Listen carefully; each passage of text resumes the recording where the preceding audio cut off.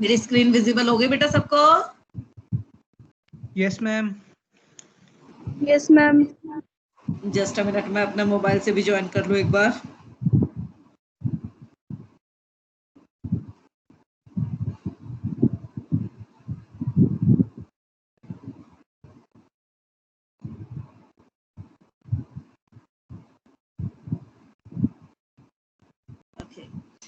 ठीक है बेटा, पहले तो जरा हम लोगों का क्वेश्चन नंबर 11 तो सबने कर लिया होगा। Write a program that input an age and print age after 10 years. तो जो भी एज इनपुट होगी उसमें 10 प्लस कर दोगे। Yes ma'am. ये किया है? यस मैम, हो गया। ओके, क्वेश्चन नंबर 12 देखो बेटा, आपसे क्या कहा है कि आपको एक प्रोग्राम बनाना है जो इस सैंपल रन पे सेम आउटपुट आपको देगा। 3 सैंपल रन दिए हैं, तो गौर से देखो, तीनों सैंपल रन में आपके 2 रैंडम नंबर हमें जनरेट करने हैं बिटवीन 0 to 5, और जो भी नंबर जनरेट हो रहा है वो हमें फर्स्ट नंबर का पावर सेकंड नंबर कैलकुलेट करना है। जैसे सैंपल रन 1 में 2 रेज टू पावर 5 कैलकुलेट हुआ है, सैंपल 2 में 4 रेज टू पावर 3 कैलकुलेट हुआ है, सैंपल 3 में 1 रेज टू पावर 1 कैलकुलेट हुआ है ना। यानी बेसिकली मुझे 2 नंबर जनरेट कराने हैं, रैंडम नंबर बिटवीन 0 to 5। तो हम क्या करेंगे, जब भी हमें रैंडम नंबर जनरेट करना हो इंटीजर टाइप का फिक्स, तो बेटा एक तो याद रखो, हमें सबसे पहले इंपोर्ट करना पड़ेगा रैंडम मॉड्यूल को।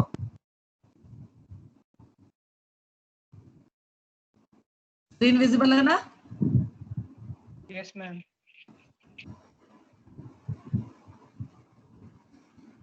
ठीक है, अब मैंने कहा a is equal to random dot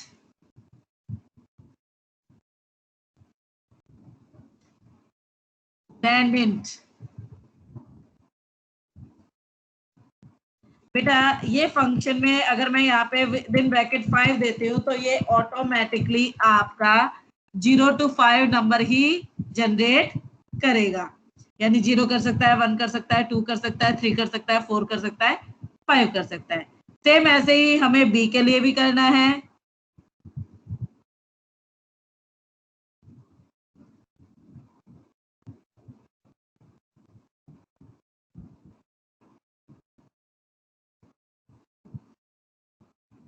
अब हमें कैलकुलेट करना है a raise to power b।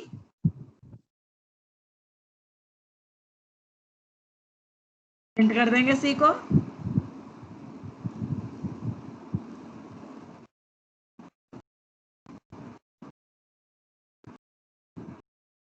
Now first of all we need to save it. Message वगैरह हम जैसा क्वेश्चन में गिवन है उस तरह से दे सकते हैं।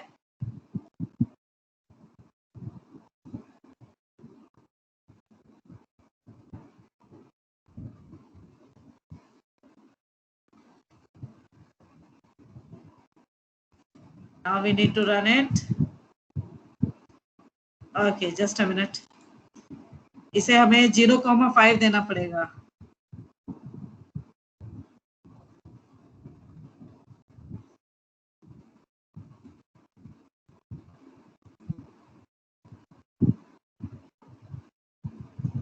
ठीक है,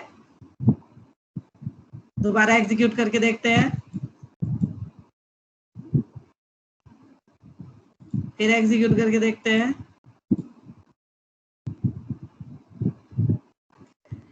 यानी अगर मैं साथ में प्रिंट a कॉमा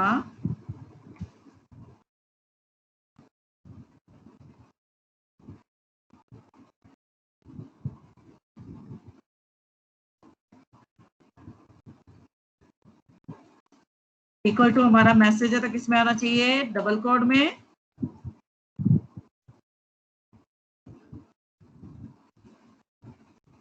तो प्रॉपर फॉर्मेट में हमें रिजल्ट मिल जाएगा कि a की पावर b कितना है, 5 की पावर 5, 3 1 2 5। ठीक है, आई बात समझ में बेटा? बच्चों यस मैम। सबको समझ में आ रहा है ना? Yes ma'am. यस तो मैम। जब भी हमें कोई रैंडम इंटीजर सेलेक्ट करना है तो उसके लिए हम कौन सा फंक्शन यूज करते हैं? उसके लिए हम यूज करते हैं रैंडम डॉट रैंडइंट। ठीक है बेटा? चलो अब अगले क्वेश्चन पे मूव करते हैं। क्वेश्चन नंबर 11 एंड 12 तो हो गया ना हमारा। Now question number 13। Write a program that generates 6 random numbers in a sequence created with start, stop and step। बेटा ये तीन चीज हम रैंडम मॉड्यूल के कौन से फंक्शन के साथ देते हैं? रैंडम के साथ, रैंड रेंज के साथ। कौन से फंक्शन के साथ देते हैं बेटा? रैंड रेंज के साथ। ठीक है, यानी हमें कोई भी स्टार्ट, स्टॉप और स्टेप की वैल्यू के बिहाफ पर 6 नंबर जनरेट कराने हैं और उनका मीन भी कैलकुलेट करना है, मीडियन भी कैलकुलेट करना है और मोड भी कैलकुलेट करना है। राइट? तो हम क्या करेंगे, हमें 6 नंबर चाहिए ना, तो उसके लिए हमने ले लिया N1,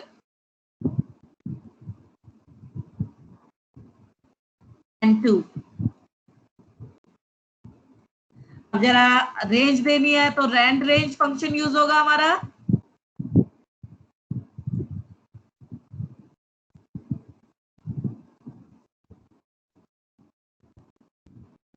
अब रैंड रेंज में हमें स्टार्टिंग पॉइंट देनी है, जैसे अगर मैं 10 से 100 के बीच में,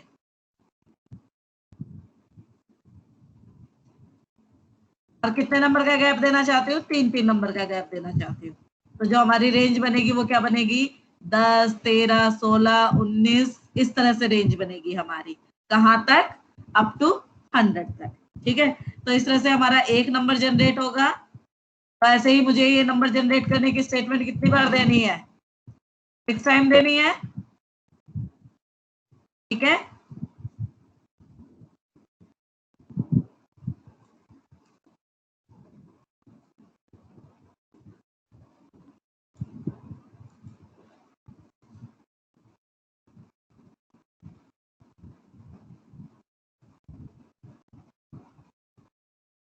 ये हो जाएगा आपका N3 नंबर 3। ऐसे ही नंबर 4 भी इनपुट कराना है, जनरेट करना है। यहाँ पर तो हम खुद जनरेट कर रहे हैं ना।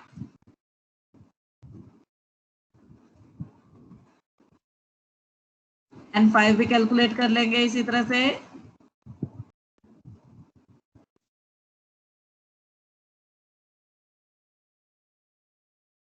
और N6 भी। अब बेटा तुम्हें याद है ना, mean in median mode calculate करने के लिए हमारे पास एक मॉड्यूल है।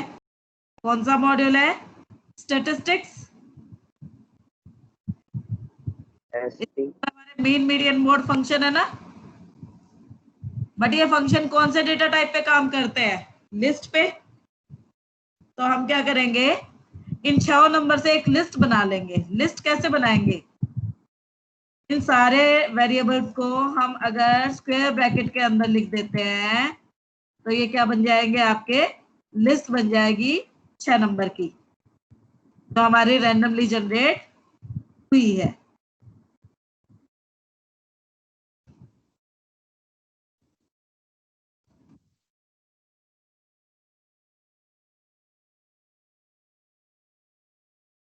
अब अगर मुझे स्टैटिस्टिक मॉड्यूल के फंक्शन यूज करने हैं तो पहले मुझे स्टैटिस्टिक को इंपोर्ट करना पड़ेगा।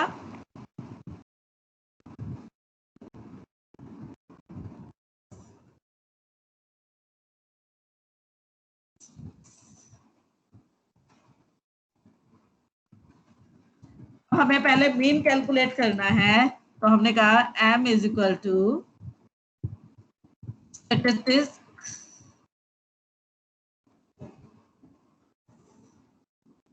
डॉट मीन कौन सी वैल्यूज का मीन कैलकुलेट करना है? जो एल के अंदर स्टोर है। एक बार ये स्टैटिस्टिक मॉड्यूल की स्पेलिंग चेक कर लेते हैं, कहीं मैंने गलत टाइप ना कर दी हो।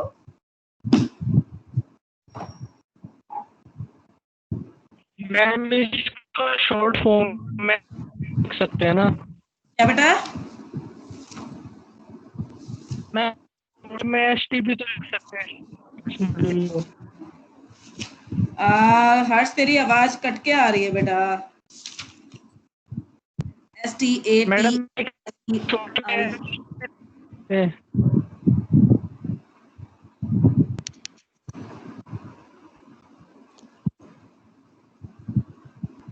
क्या कह रहा था? अभी भी तेरी आवाज मुझे क्लियर हुई नहीं, फिर से बोल आराम से।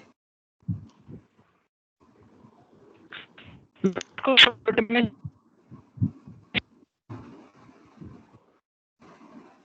मीन कैलकुलेट हो चुका है हमारा एम में। ऐसे ही मीडियन कैलकुलेट हो जाएगा। ये भी स्टैटिस्टिक मॉड्यूल का मेंबर है।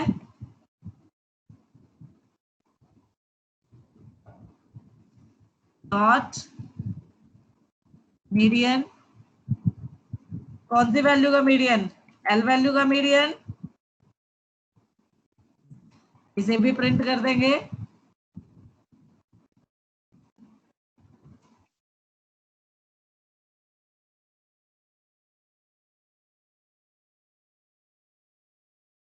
समझ रहे हो बेटा?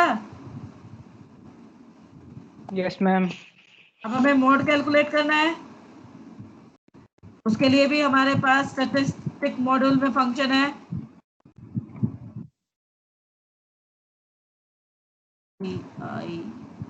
STICS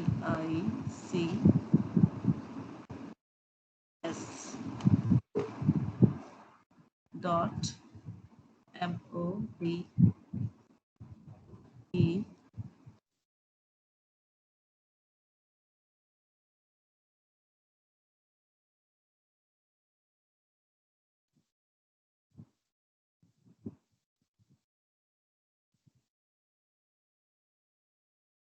जो हमने मोड कैलकुलेट किया है इसे भी प्रिंट करा देते हैं।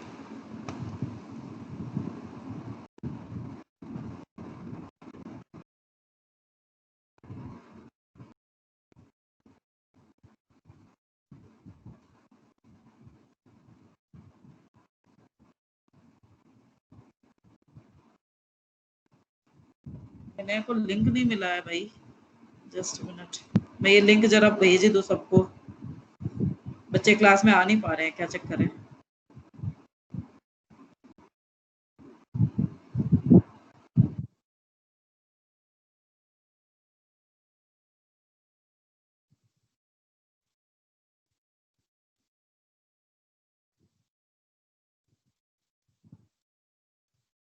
एक मिनट का टाइम देना बच्चे को, जरा बच्चों को एंटर करा दूं जो बाहर रह गए हैं।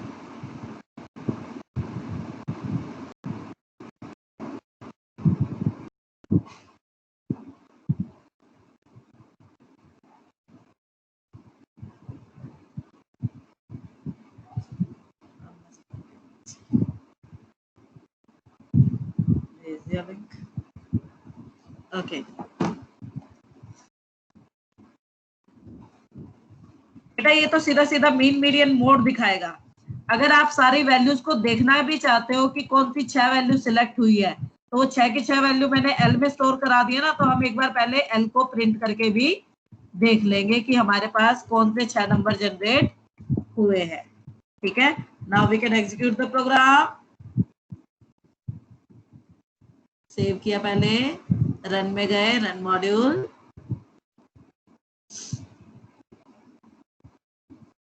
अच्छा, रैंड रेंज करना था, वो मैंने नहीं किया।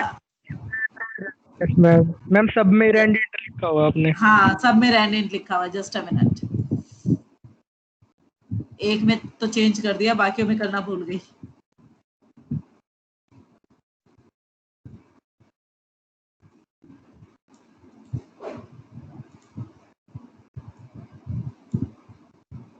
हो जा भाई, फिर ही ऐसी तैसी कोई करना पड़ेगा।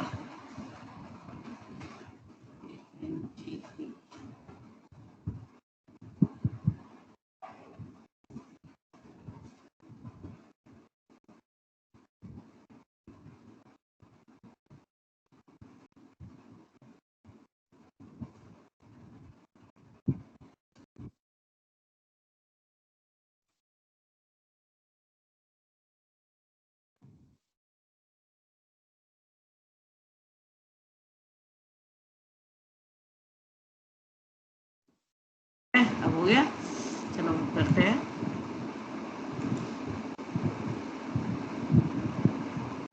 देखो हमारे 6 नंबर आ गए, कौन कौन से सिलेक्ट हुए? 25, 67, 19, 55, 94, 91। अब हमारे पास प्रॉब्लम आई, यहाँ पे एरर क्यों आया? क्योंकि मैंने वेरिएबल का नाम दिया था एमओ और यहाँ पे लिख रही हूँ मोड, इसलिए एरर आया।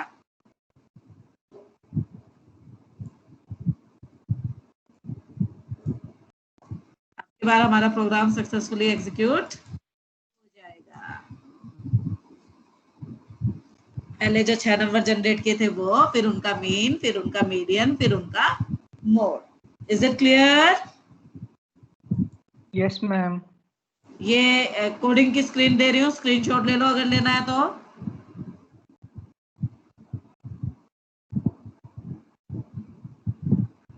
पहले इतने हिस्से की ले लो। इसका स्क्रीनशॉट ले लिया तो नीचे वाला पार्ट शो करती हूँ। अब इसके ले लो, ले लिया। Now move to question again. अब इसी तरह से क्वेश्चन नंबर 14 है, write a program to generate 3 random integers between 100 and 99 which is divisible by 5। ये कोड करके दिखाएगा।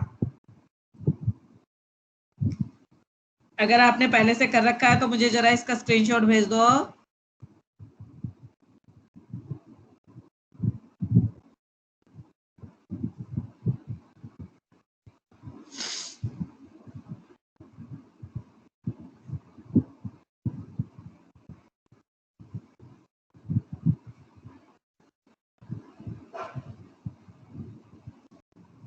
भेजो बेटा जल्दी से, क्वेश्चन नंबर 14।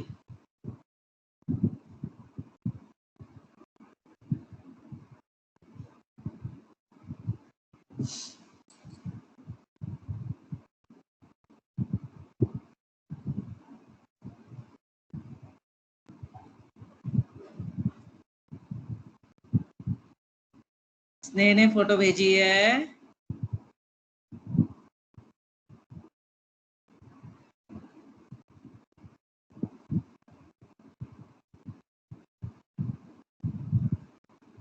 शाबाश स्नेह, वेरी गुड बच्चे, बहुत अच्छे।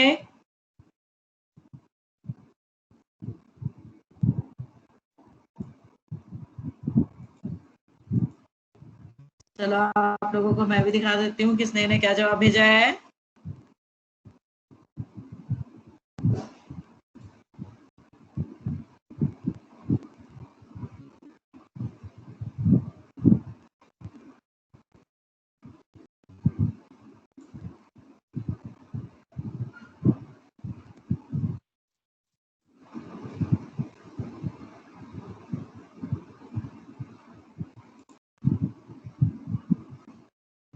देखो स्नेह ने भेजा है, हमें 3 नंबर जनरेट करने हैं ना, तो जनरेट करने के लिए रैंड फंक्शन यूज करना है, तो इंपोर्ट रैंडम किया, फिर a comma b comma c is equal to random dot rand range 100 comma 999 comma 5 comma random dot rand range 100 comma 999 comma 5 comma random dot rand range 100 comma 999 comma 5। तो automatically जो पहला random number generate होगा वो ए में जाएगा, दूसरा B में जाएगा और तीसरा सी में जाएगा। और जब आप प्रिंट ए बी सी कहेंगे तो वो तीनों रैंडम नंबर आपको प्रिंट हो जाएंगे। देखो हमें क्या कहा गया है, हमें कहा गया है 100 to 999 के बीच में, और 5 का डिविजिबल होना चाहिए। भाई 5 का डिविजिबल होना चाहिए, यानी नंबर्स के बीच में 5-5 का गैप होना चाहिए। 100 आपका ऑलरेडी 5 से डिविजिबल है। यहाँ तक नंबर सिलेक्ट कराने हैं और वही सिलेक्ट कराने हैं जो 5 से डिविजिबल हो, इसीलिए मैंने स्टेप की वैल्यू सीधा सीधा 5 ही दे दी है।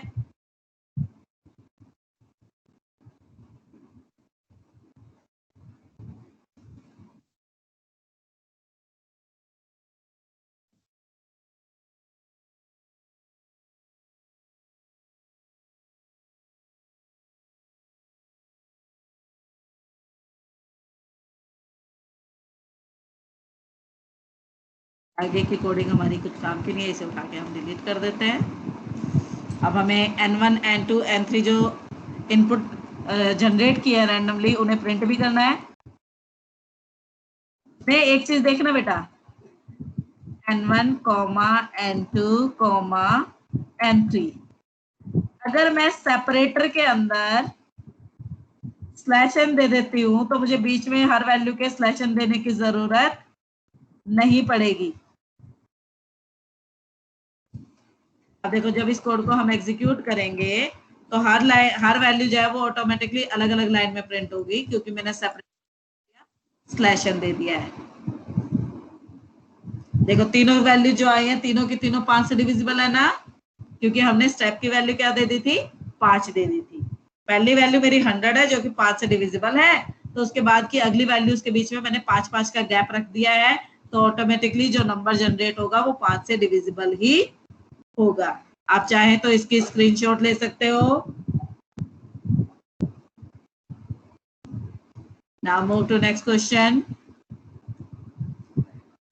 बेटा सेम इसी तरह से क्वेश्चन नंबर 15 होगा, ये तो सभी बच्चे कर सकते हैं।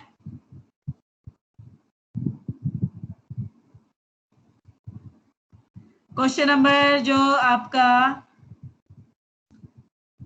15 है, इसका फटाफट से मेरे को स्क्रीनशॉट भेजो करके। All of you can do it.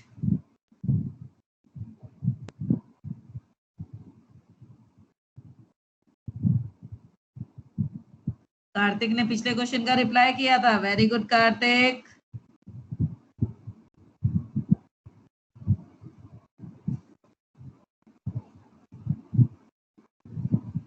Kartik, बाद में -a का रिमाइंडर बाय 5 देने की जरूरत नहीं है, क्योंकि ऑटोमेटिकली जो नंबर आएगा वो 5 से डिविजिबल ही आएगा। आशी ने इमेज भेजी है।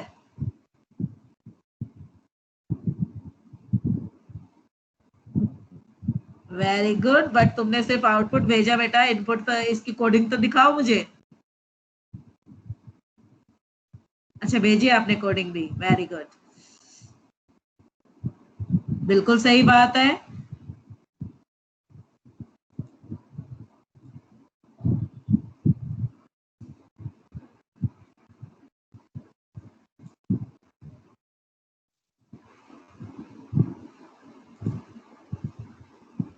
चैट में जाके दिखाते हैं। हेलो, हाँ बेटा, चल रहा है।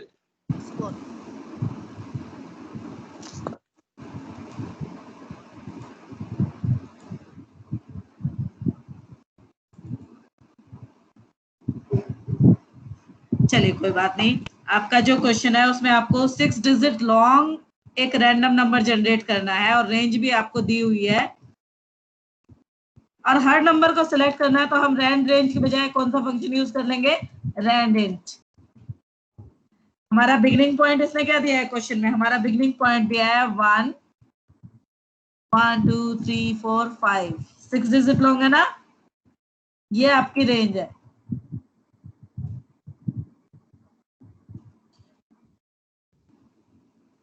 ठीक है, इसके बीच में आपको एक ओटीपी जनरेट करके देना है।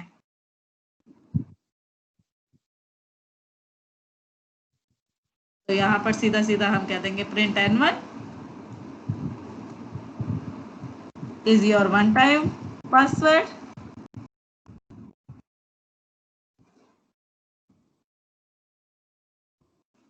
ठीक है, अब इसे एग्जीक्यूट करके देखते हैं।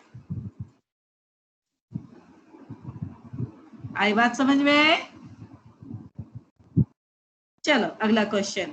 बेटा अगला क्वेश्चन आपका बिल्कुल उसी तरह से है जैसे क्वेश्चन नंबर 13 कराया है, बट इसमें कोई आपको रेंज नहीं देनी, सारे नंबर सिलेक्ट कराने हैं, तो आप रैंडम फंक्शन यूज करके किसी भी रेंज के नंबर को सिलेक्ट करा के आप उसके मीन मीडियन मोड कैलकुलेट कर लेंगे।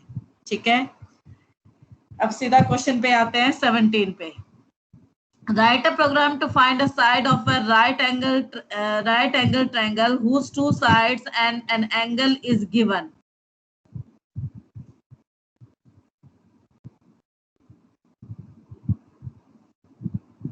बेटा 2 साइड गिवन है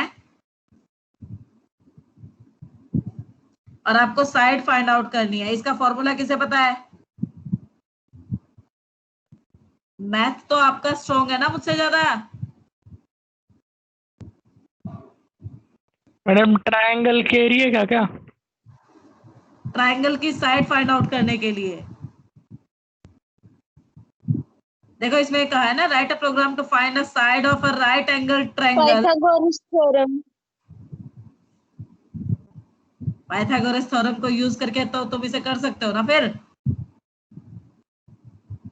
किसी ने किया है? Yes ma'am. किसी ने किया है ये वाला क्वेश्चन सॉल्व?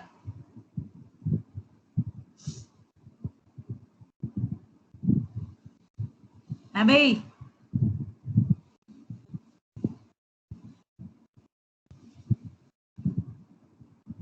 किया है किसी ने? पाइथागोरस थ्योरम भेजो जरा एक बार मुझे।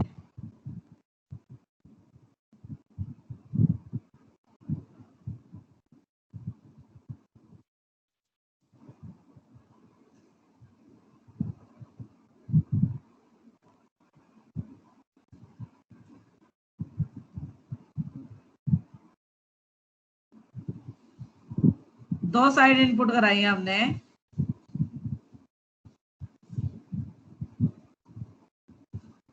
उसे डिग्री में कैलकुलेट किया। भैया ये तो तुम्हारा मैथ का ही कॉन्सेप्ट है। एक बच्चे ने भेजा है, कोडिंग में दिखा देती हूँ आपको।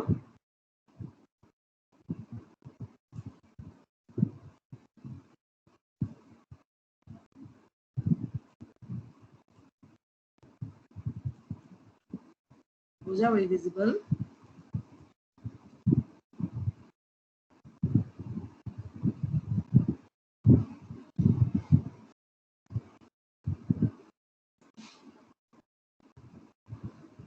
कार्तिक ने भी भेज दिया है।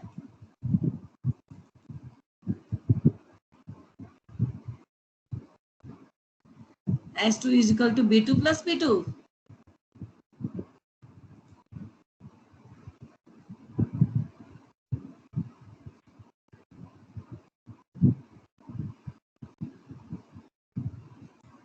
ओके, स्नेहा ने भी भेज दिया है।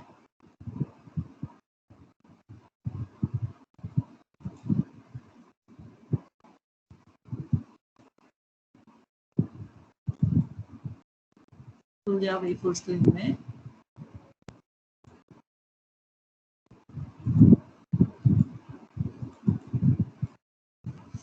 इस क्वेश्चन में किसी को प्रॉब्लम है बच्चों?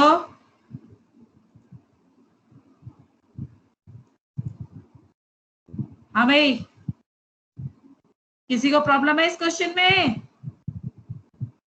मैडम एक बार नो मैम। बता दो थोड़ा। देखो बेटा, इसमें आप चैट में जरा खोलो एक बार। चैट में आशी ने भेजी हुई है एक तो इमेज, एक कार्तिक ने भेजी हुई है। आपका साइड कैलकुलेट करने का फॉर्मूला जो इसके अकॉर्डिंग है वो बनता है ए स्क्वायर माइनस बी स्क्वायर। और ए और बी आपकी साइड है और सी आपका क्या है? एंगल है। ठीक है, तो आपने कहा d is equal to math dot S Q R T A square minus B square. तो ये A square minus B square का स्क्वायर रेट कैलकुलेट कर देगा जो कि इक्विवेलेंट होगा आपकी थर्ड साइड की। Is it clear now? Kartik का ओपन किया है मैंने। यस मैडम, आ गया समझ में। आ गया समझ में? चलो, well and good. Now move to next question. Math madam का स्ट्रॉन्ग नहीं है भाई, उसमें तुम्हें फॉर्मूले बताने पड़ेंगे। Question number 18. Write a program to calculate the radius of a sphere whose area is given 4 pi r square is given। यानी एरिया गिवन होगा और एरिया कैलकुलेट करने का फॉर्मूला क्या है? 4 पाई आर स्क्वायर, और आपको आर फाइंड आउट करनी होगी। देखो बेटा, सीधी सी बात है,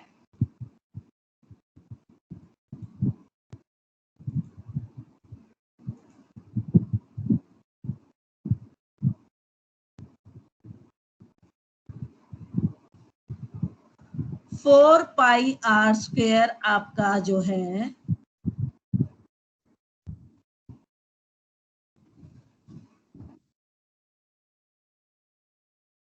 इक्विवेलेंट है एरिया के।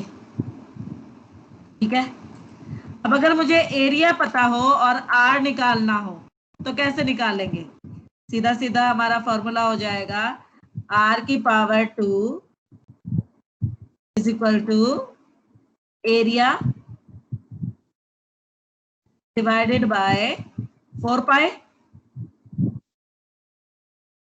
अब प्रॉपर आर फाइंड आउट करने के लिए क्या करेंगे? इसका पूरे का स्क्वायर रूट कर देंगे, इसका एरिया डिवाइडेड बाय 4 पाई का, तो हमें हमारी आर मिल जाएगी ना। तो उसके लिए हमारा कोडिंग क्या बन जाएगा? हम सीधा एरिया इनपुट कराएंगे,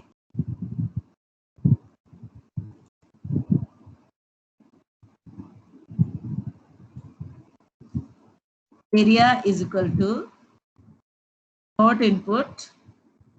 यहाँ पर एरिया हमारे पास फ्लोट डेटा टाइप में आ सकता है ना बेटा। एंटर एरिया,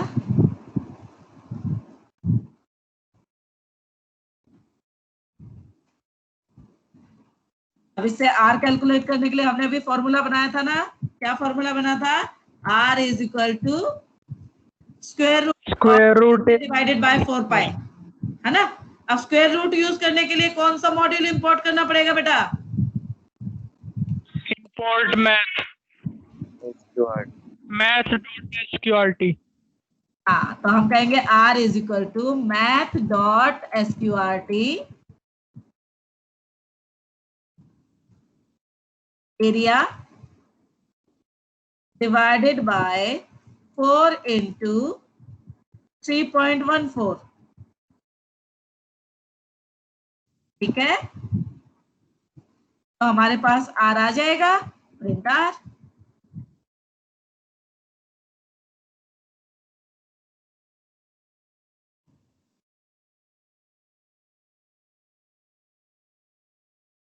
इसे एग्जीक्यूट करके देखें। हमने कह दिया 7.23, तो हमारी आर की वैल्यू क्या आएगी? This. Is it clear? Coding देखनी है तो कोडिंग एरिया स्क्रीनशॉट ले लो इसका। अब आ जाओ अगले क्वेश्चन में। देखो बेटा, क्वेश्चन नंबर 19 में कहा है write a program that input a string and then print its equal to number of time its length. यानी अगर किसी स्ट्रिंग में 10 कैरेक्टर है तो वो स्ट्रिंग 10 बार प्रिंट होनी चाहिए, 5 कैरेक्टर है तो 5 बार, 6 है तो 6 बार। यानी स्ट्रिंग में जितने कैरेक्टर होंगे उतनी बार वो स्ट्रिंग रिपीट होके प्रिंट होनी चाहिए। तो पहले तो हम स्ट्रिंग इनपुट करा लेते हैं।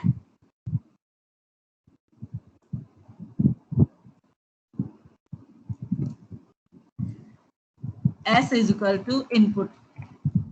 इनपुट फंक्शन का डिफॉल्ट डेटा टाइप स्ट्रिंग ही है, तो कोई कन्वर्जन फंक्शन को यूज करने की रिक्वायरमेंट नहीं है। Enter your string.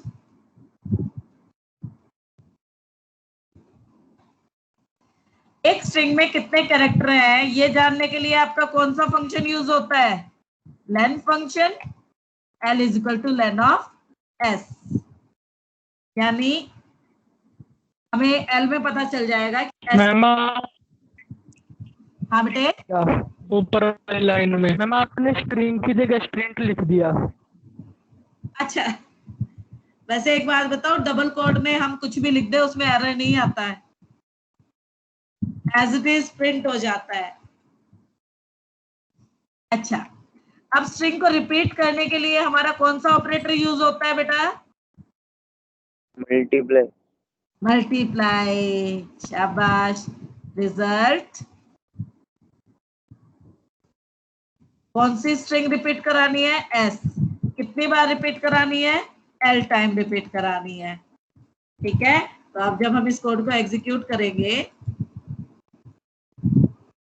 देखो मैंने टाइप किया ELLA, दैट्स माय नेम। तो ELLA आपका कितनी बार प्रिंट हुआ? 4 टाइम, क्योंकि इला में कितने कैरेक्टर है? 4 कैरेक्टर है ना। अगर मैं कहती RAM, तो ये कितनी बार प्रिंट होता? 3 बार प्रिंट होता। आई बात समझ में? Take the screenshot. Now move to next question. Find the volume of the cylinder as shown below. Pi r square h, यानी आपका यूजर आपको R की वैल्यू इनपुट करके देगा, H की वैल्यू इनपुट करके देगा और आपको वॉल्यूम कैलकुलेट करना होगा, जिसका फॉर्मूला यहाँ पर आपको गिवन है। ये वाला क्वेश्चन तो सभी बच्चे कर सकते हैं। क्वेश्चन नंबर 20 में किसी को लग रहा है प्रॉब्लमेटिक? अगर किसी भी बच्चे को कंफ्यूजन लग रही है तो बेटा बोल दो, मैं करा दूंगी ये वाला क्वेश्चन भी। No ma'am. कर लोगे ना? well. ओके, तो सेम इसी तरह से क्वेश्चन नंबर 23 भी आप कर सकते हो, क्योंकि फॉर्मूला आपको गिवन है। इस फॉर्मूले के अकॉर्डिंगली हमें यूजर से क्या वैल्यू इनपुट करानी पड़ेगी? साइड। क्वेश्चन नंबर 22 भी हो जाएगा आप सभी का। इसमें आपको R की वैल्यू इनपुट करानी है बस, और सिंपल इंटरेस्ट कैलकुलेट करने का तो मैंने आपको करवाया ही हुआ है। कंपाउंड इंटरेस्ट कैलकुलेट कर लोगे क्या?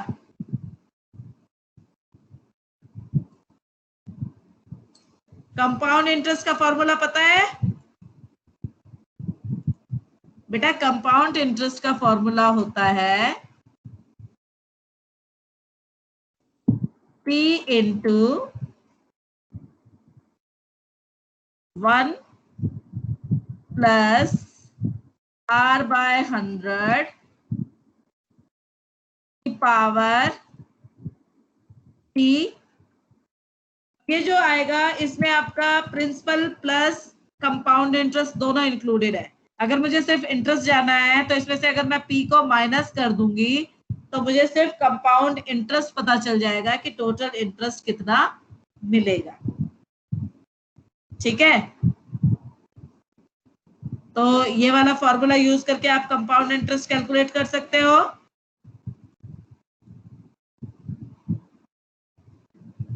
सेम क्वेश्चन नंबर 25 में भी आपको फॉर्मूला गिवन है, तो आप आराम से कैलकुलेट कर सकते हो क्वेश्चन नंबर 25 भी। तो अब इन क्वेश्चंस में कोई प्रॉब्लम है तो बताओ हमें। 24 बता दो। 24 बता दो, let me check. Okay, calculate amount payable after compound interest, यानी कंपाउंड इंटरेस्ट ऐड करके हमें कितनी अमाउंट पे करनी होगी। तो जाहिर सी बात है यहाँ पर भी हमें principal rate and time input कराना पड़ेगा। P is equal to float input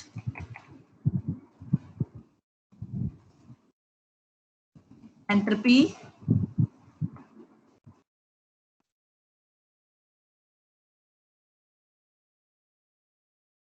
R is equal to float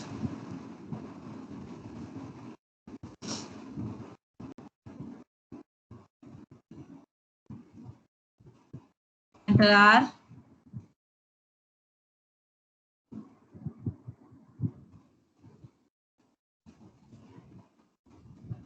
same ऐसे ही टाइम भी इनपुट करा लेंगे।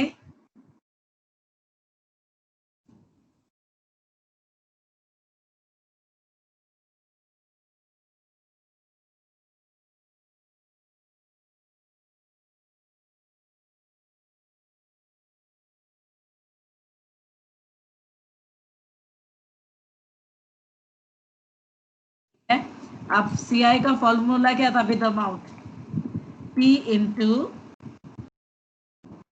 1 प्लस R बाय 100 इस पूरे की पावर p। तो ये आपकी amount with compound interest inclusive आ जाएगा। Print CI। आप इसे एग्जीक्यूट करके देख लें। मैंने कहा मेरे पास 10,000 रुपए है, मैं 5% की रेट से 3 साल के लिए, तो देखो इसमें आपका अमाउंट 10,000 था, तो आपका 1576 रुपए 25 पैसे का जो इंटरेस्ट है वो इसमें ऐड होके टोटल अमाउंट आपको मिल रहा है। अगर आपको सिर्फ और सिर्फ इंटरेस्ट जानना हो कि कितना इंटरेस्ट मिलेगा, तो हम इसमें से क्या कर देंगे, माइनस p।